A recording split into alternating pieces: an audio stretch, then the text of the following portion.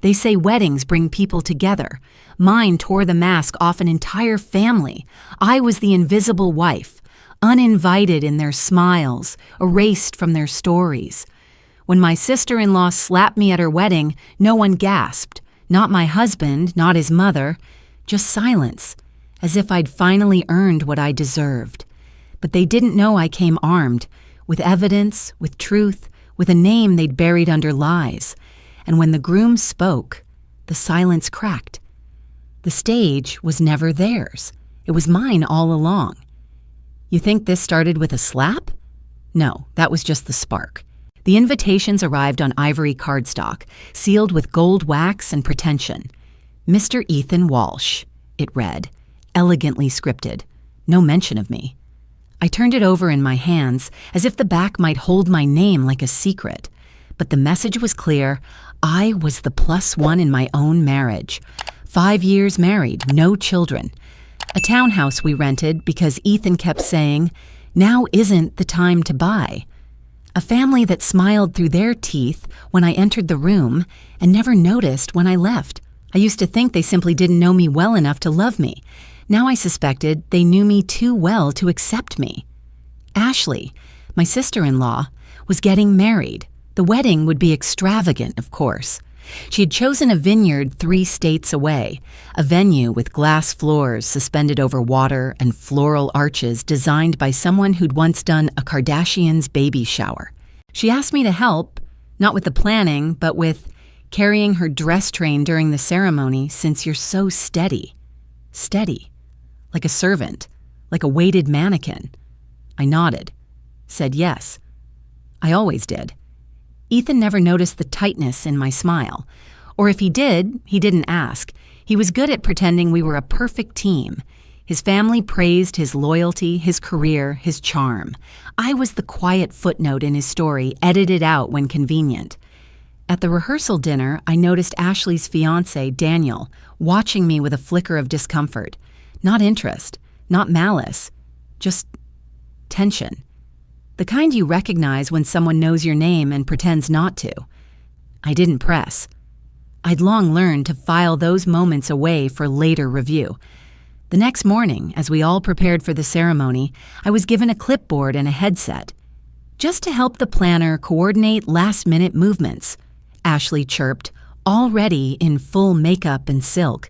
The planner seemed surprised to see me assigned. So did I. An hour before the ceremony, I saw the seating chart. Reserved Mr. and Mrs. Thomas Walsh. That was Ethan's parents. Mr. Ethan Walsh, alone. My name was nowhere on the easel-sized display, nor on any printed place card. I stood there for a long time before someone noticed. They probably just forgot, Ethan said when I asked. Ashley had a lot on her plate. So did I.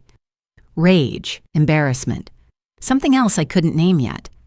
I smiled through the photos, through the rehearsal hugs, through the fake champagne toast where I raised a glass to the bride I knew hated me. She once told me, drunk at Thanksgiving, that Ethan had downgraded marrying a working-class financial fixer. She'd giggled after, but the insult had landed. At the ceremony, I held the train of Ashley's designer gown.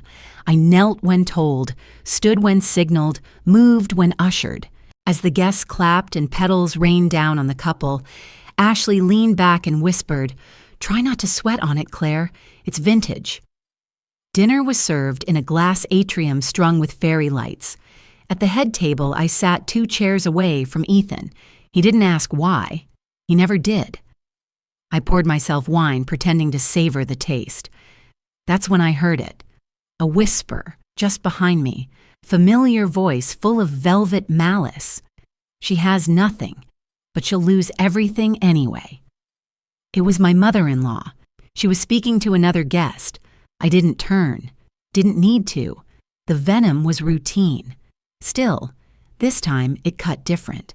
There was intent, a promise in her voice. Later, during the speeches, Daniel avoided my eyes. He looked strained, tired. Every time I caught his gaze, he blinked too slowly, like someone forcing himself not to look away too fast. Ashley glowed beside him, gripping his arm like a trophy. Dessert was served. Candles were lit. Guests wandered toward the dance floor. I excused myself to find a restroom. When I returned, a server accidentally bumped into me. Wine sloshed onto my skirt. Only it wasn't the server. It was Ashley. "Oh no," she gasped theatrically. "Claire, I'm so clumsy."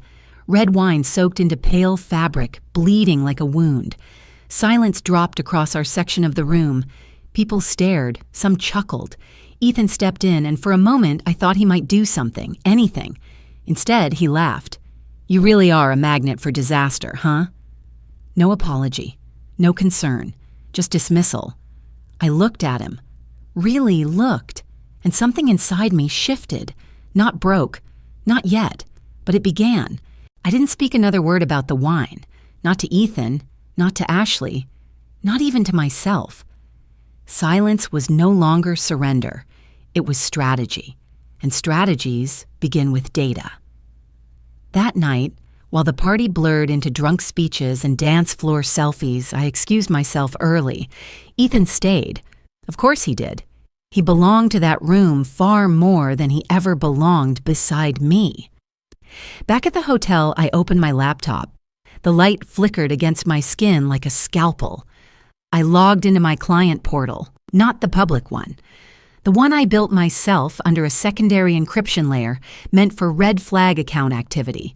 Most people assumed I only handled debt recovery and basic investments. They didn't know I also consulted for internal compliance teams to identify laundering patterns and shady transfers. Ethan once told me, "I don't need your help with money. I'm not one of your clients." But he was wrong. He just didn't know it yet. I searched his name, first casually, then surgically.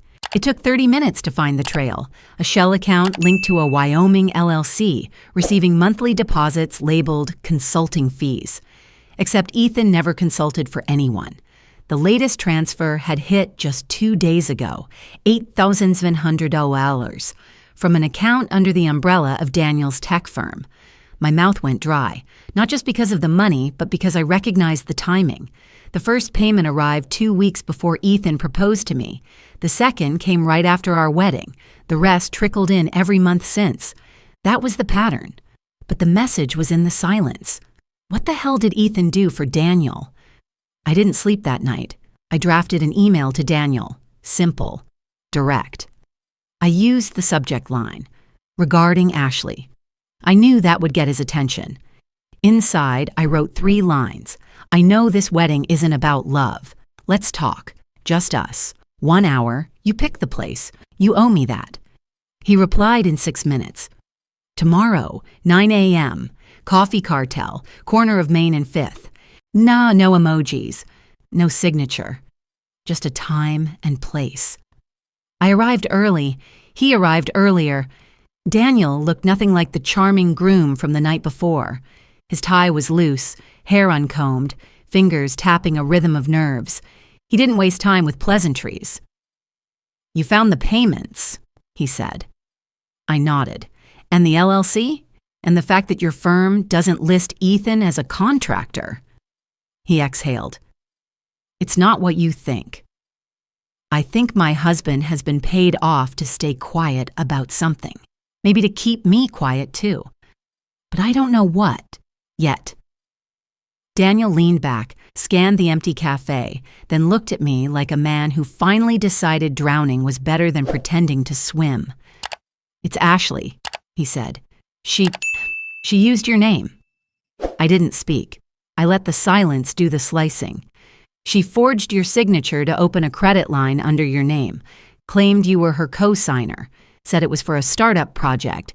That's how she got through the approval process so fast. Your reputation, your credentials. I didn't know at first. I only found out months later.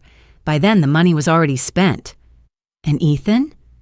He helped her make it look clean. He rerouted the withdrawals through an internal account, made it look like vendor payments. He thought he could control it. Daniel swallowed. "I only agreed to this marriage because she threatened to pin everything on you if I backed out.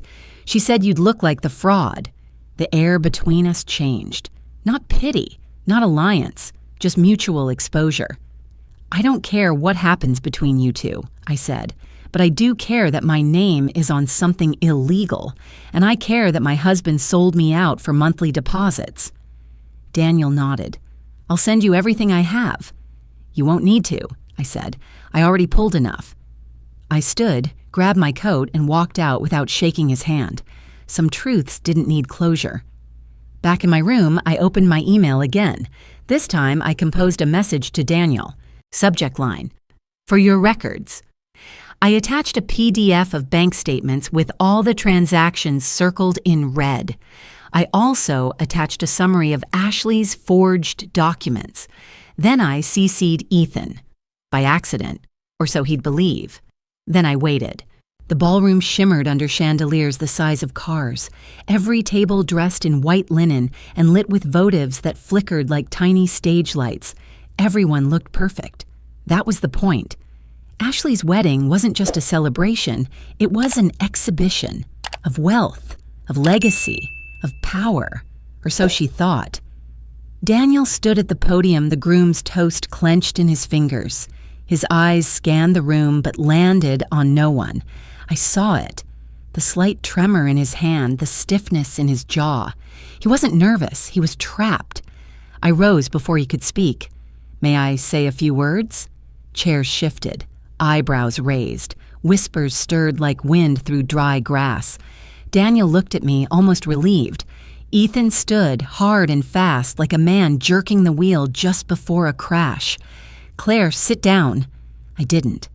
Claire, he repeated, voice tighter, lower. This isn't your moment. I stepped forward. It's not yours either. I reached the stage. Ashley narrowed her eyes, lips curled in the kind of smile people wear right before they strike. She was already on the move before Ethan could stop me. The slap cracked like glass breaking in a church. The room gasped. Someone dropped a fork. I didn't flinch. My face turned with the force, then slowly, deliberately, back toward her. I smiled. Thank you, I said calmly. That will be useful for my attorney. Ashley's hand trembled. She opened her mouth to speak, but didn't. I turned toward the audience. You've all been invited here to celebrate a union. But what if the entire foundation of that union, this family, is built on fraud? Daniel didn't stop me. He stepped back. Ethan reached for the microphone. I got there first. You've called me invisible for years. A placeholder, a disappointment. You whispered that I didn't belong.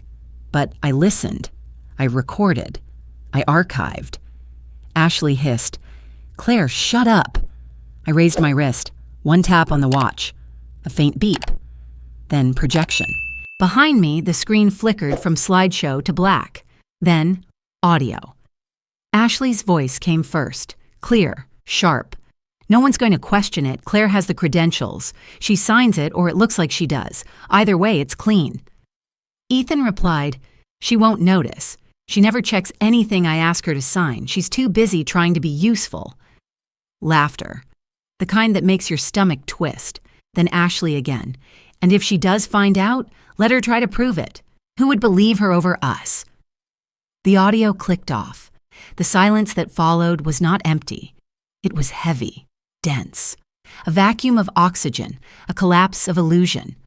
I turned back to the crowd. I didn't come here to cause a scene. I came here to end one. Faces I had known for years suddenly looked unfamiliar. Ashen, confused, embarrassed.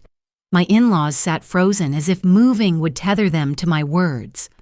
The planner stood near the door, headset in hand, mouth slightly open. I was never meant to succeed in this family, I continued. I was meant to absorb, to support, to stay quiet. But silence isn't submission. Sometimes it's just loading. I let that sit for a beat. Then I faced Ethan. 5 years you pretended to love me while laundering credibility through my name. You let them humiliate me because it kept the lights on. I hope the chandelier was worth it. He looked stunned, then furious. Claire, what are you doing?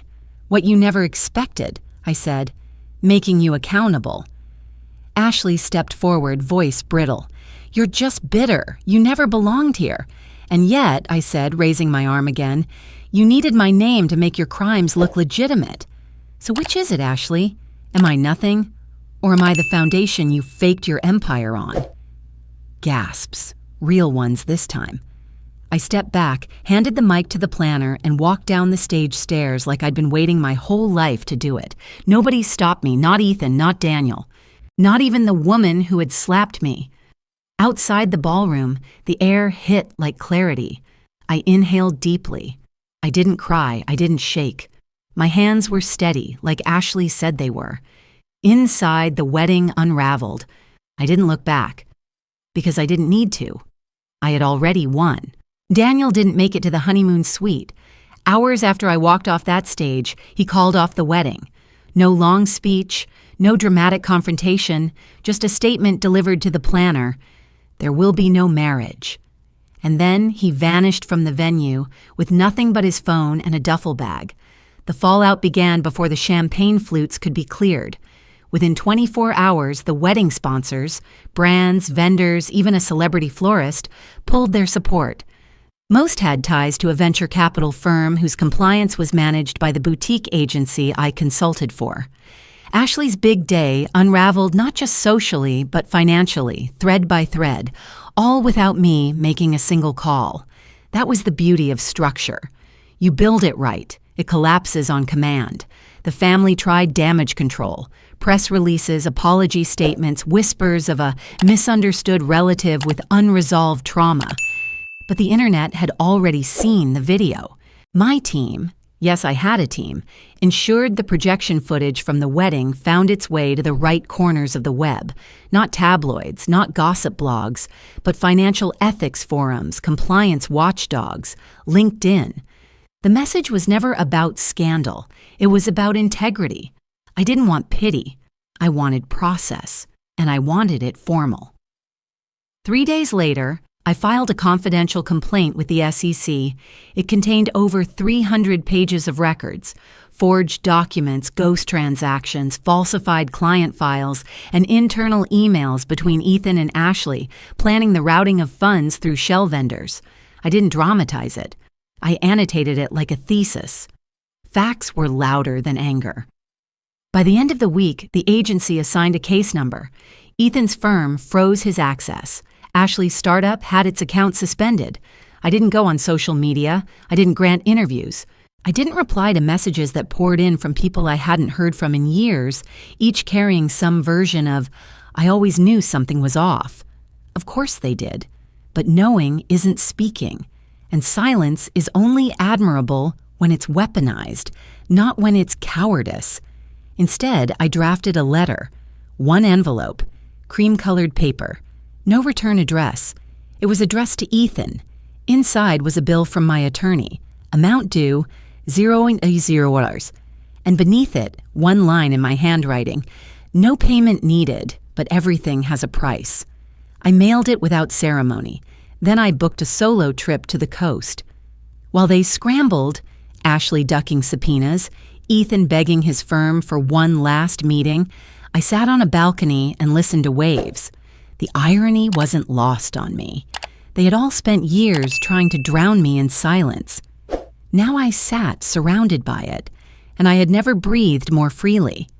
The media eventually caught on, but not in the way they expected. No headlines of bitter wife exposes groom. Instead, the Financial Times ran a quiet column titled, "The Power of Proof, When Women Choose Data Over Drama." It never mentioned my name, but it quoted phrases from the audio recording. Word traveled. A nickname emerged in the ethics circles, the Quiet Storm. I didn't ask for it, but I accepted it, because sometimes you don't need to scream to shake the ground. A month later, I received an update from my attorney. Ethan had officially lost shared custody of his son from a previous marriage. The judge cited unstable ethical conduct and exposure to high-risk legal proceedings. I hadn't brought it up in court. I didn't need to. The ripple effect did the work for me. As for Ashley, she left the state. A cousin whispered she'd been spotted in Arizona under her maiden name, running, not healing. It was never about revenge. It was about reminder. actions echo, legacies crack. One night, I got a knock at my door. Not Ethan, not the media. It was the florist from the wedding. He handed me a bouquet, simple, elegant, white peonies. No card, just a note handwritten on the wrapping. Some storms don't destroy, they cleanse. I smiled, placed them in water, and went back to reading. I had no need for noise anymore. I had the silence and the truth on my side. Power is addictive, not the kind that shouts or parades, the kind that lets you walk into a room and know no one can lie to you anymore, not without consequence. That power came at a price. I paid it daily. My mornings were quieter now. Not peaceful, quiet. I woke up without Ethan's breath beside me, without his scattered dress shirts across the floor, without the sound of someone else in the kitchen pretending to make breakfast. I thought I'd feel relief. Instead, I felt absence, a vacuum where routine used to live. My phone chimed constantly. Clients, journalists, strangers offering praise disguised as curiosity. But the numbers that truly mattered, my friends, the ones I used to vent to over wine and poorly made pizza, those calls stopped, one by one. Muted threads, unanswered group texts, invitations that never arrived. When I bumped into an old friend at the market, she smiled, but it didn't reach her eyes. "You look great," she said. "Strong, untouchable." Untouchable. Not admired, not respected, just feared.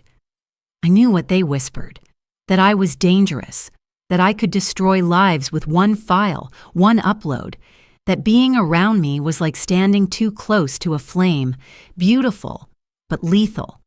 They weren't wrong, but they weren't right either. At night, I sat on the balcony again, the same spot where I once toasted my quiet triumph. Now, I stared at the sea and asked myself questions I couldn't answer. Did I win? Or did I just outlast them? Is truth still worth it if it leaves you alone? Does justice taste different when no one's around to share the meal? The worst part wasn't the silence. It was the echo of everything I'd given up to get here. My career was stronger than ever. My name was known in circles that once overlooked me. I was invited to speak on panels, advise on legal reform, mentor young professionals. But at every gala, every luncheon, every award dinner, I sat alone at my table, people smiling across the room but never stepping closer. I was no longer invisible. I was untouchable. That was a colder sentence than it sounded, so I left. Not for good, just for a while. I drove for hours, past cities and billboards and places where no one knew my face. Eventually, I reached a small town nestled between hills and silence. I parked near an old building, the paint peeling, but familiar. It was the community center where I used to teach part-time financial literacy to high school students, before Ethan, before Ashley, before any of it. The receptionist remembered me. She hugged me without fear. They were in the middle of a class. I asked if I could sit in. I watched from the back as a young woman, barely 20, explained compound interest to a room full of teenagers who barely looked up from their phones.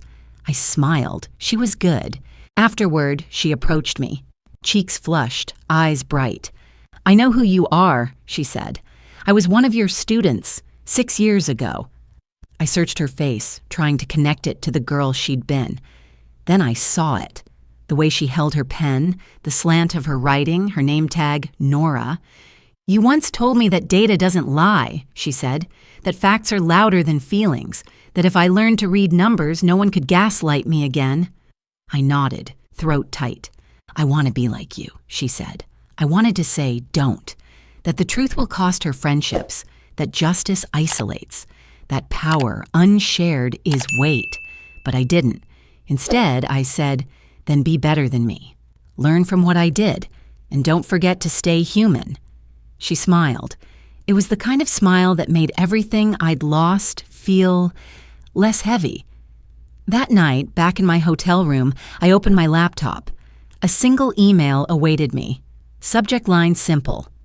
TED 2025, main stage invitation. I clicked. The invitation read, "We would be honored to have you speak on our main platform. Your topic, nonviolent retribution. Your voice matters." I stared at the screen. Then, for the first time in weeks, I laughed. Not bitter, not hard. Just enough to remember what warmth felt like. It wasn't the end of the story, but maybe, finally, the middle was finding light. The stage was circular, red, glowing under spotlights that erased the rest of the room. I stood in the center, palms dry, pulse steady. Not because I wasn't nervous, but because I'd rehearsed every word until they fused with my breath. The TED letters loomed behind me, a silent audience of their own. I looked out into the darkness. Faces stared back, scholars, skeptics, survivors, cameras. Thousands more watching from around the world. I knew what they were expecting. A speech about revenge, about downfall, about exposure. They didn't know this wasn't a talk. It was a reckoning. They called me dangerous, I began, my voice even, unhurried. Not because I lied or stole or betrayed anyone, but because I didn't cry when I was slapped in public. There were no gasps, just stillness. Because I stood still, and then I smiled, and that smile, silent, unshaken, terrified them more than any scream could have. I walked slowly, letting each step echo. Women are expected to feel, not act, to weep, not fight. We're allowed sadness, not anger, never anger. Anger is threatening. Anger is unladylike. Anger means you're bitter or broken or unstable. I paused. I chose something else. I chose data. I chose silence, not as submission, but as ammunition. I chose to let evidence do what emotion never could, rewrite the narrative.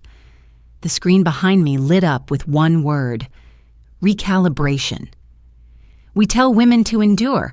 I say it's time to reprogram, not just ourselves, but the systems, the expectations, the definitions. The word changed. Dangerous. I embraced it. If telling the truth makes me dangerous, then let every woman be a threat. Let us all be loud in the quietest ways. The room held its breath. I ended with a story, brief, clear, about a girl who had her name used without permission, her silence weaponized against her, about how she didn't burn the house down.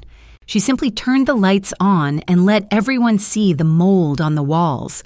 The closing line wasn't rehearsed. It came in that moment. Retribution doesn't have to roar. Sometimes it whispers. And sometimes that whisper shakes the entire world. Applause rose, not like thunder, but like rising tide, not loud, relentless. Afterward, they called it one of the most quietly devastating talks of the decade. It trended in every language. Quotes were painted on murals, stitched into banners, etched into bracelets. But what mattered more? Stories began to surface. Women I'd never met shared their own moments of betrayal, not in hashtags, but in courtrooms, in boardrooms, in family meetings that ended not in screams, but in resignations. The ripple had started, and it didn't need my hand anymore to move. 2 months later, I launched Silent Claire, a nonprofit legal resource for women manipulated or trapped in financial abuse.